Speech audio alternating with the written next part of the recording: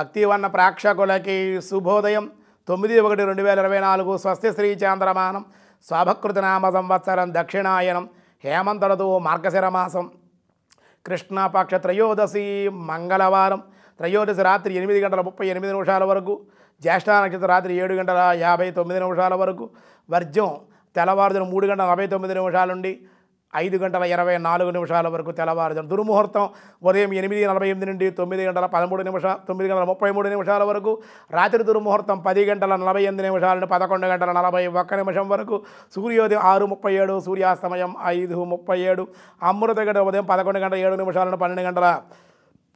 12:47 వరకు రాహుకాలం మధ్యాహ్నం 3 గంటల నుండి 4:30 వరకు రాహుకాలం శుభ సమయం ఉదయం 7:30 నుండి 8:20 వరకు ఉదయ శుభకాలం సాయంకాలం 5 గంటల నుండి 6 గంటల వరకు శుభకాలం వృద్ధి యోగం రాత్రి 11:47 వరకు గరంజి ఉదయం 8:54 వని రాత్రి 8:39 త్రయోదశి మంగళవారం కాబట్టి సాధారణమైనటువంటి వ్యవహారాలకి ఈరోజు అనుకూలంగా ఉంటుంది. అలాగే దినారంభ చక్రాన్ని బట్టి మేష వృషభ మిథున కర్కాటక రాశి వారికి అనుకూలంగానే ఉంది. అలాగే సింహ కన్య తుల వృశ్చిక రాశి వారికి మిశ్రమంగా ఉంది. ధనస్సు మకర కుంభ మీనరాశి వారికి కూడా ఈరోజు మిశ్రమంగానే ఉందని చెప్పడం జరుగుతుంది. భగవద్గీతలో త్రయోదశాధ్యాయుల కృష్ణ పరమాత్మ ఏం చెబుతున్నారో చూద్దాం. పార్థాయ ప్రతిబోధితాం భగవతాం నారాయణేన స్వయం వ్యాసేనాగ్రదిత పురాణ పునినా మధ్యే మహాభారతం అద్వైతామృతవర్షిణీం భగవతీం అష్టాదశాధ్యాయిని అంబా త్వామనుసందదామి భగవద్గీతే భవద్వేషిణీ బహిరంతచ్చ భూతానాం ఆచారం చరమేవ చ సూక్ష్మతత్వ తద్విజ్ఞయ దురాస్తాం చాంతికే చ తత్ అంటున్నారు. అర్జున అంతేకాదయ్యా, ఈ చరాచరమైనటువంటి భూతములన్నింటినీ కూడా బాహ్య అభ్యంతరాల యందు పరిపూర్ణంగా ఉండేటువంటి వాడు చరాచర స్వరూపుడు అతడే. అతి సూక్ష్మ పరమాణు రూపుడైనందువల్ల తెలుసుకోవడానికి శక్యం కానిటువంటి వాడు అతి దూరముగాను అతి సమీపముగాను స్థితులై ఉండేటువంటి వాడే అతడే పరమాత్మ.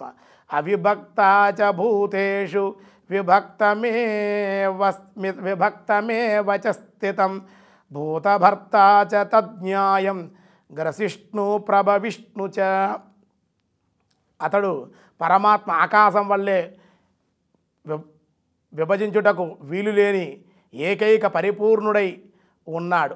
సమస్త చరాచర ప్రాణ రూపాల్లోనూ వేరుగాను గోచరించుచూ ఉండును. ఆ పరమాత్మయే సృష్టికర్త బ్రహ్మగా, పోషకుడుగా విష్ణువుగా, లయకారకుడుగా రుద్రుడుగా తెలుసుకోదగినటువంటి వాడు ఒకే పరమాత్మ. త్రిమూర్తి స్వరూపులుగా ఉన్నాడు. శివుడు వేరని, విష్ణువు వేరని, బ్రహ్మ వేరని మన భావనలు అలా ఉంటాయి. విష్ణాలయంలోకి వెళ్ళకూడదు, శివాలయంలోకి వెళ్ళాలి, శివాలయంలోకి వెళ్ళాలి, విష్ణాలయంలోకి వెళ్ళకూడదు, ఈ భేదాలు లేవు. పరమాత్మ ఒకటే చెప్తున్నాం. సృష్టి లయల కోసం పరమాత్మ 3 రూపాలుగా అవతరించాడు. జగన్మాత 3 రూపాలుగా అవతరించి ఆవిడే లక్ష్మి, ఆవిడే సరస్వతి, ఆవిడే దుర్గ.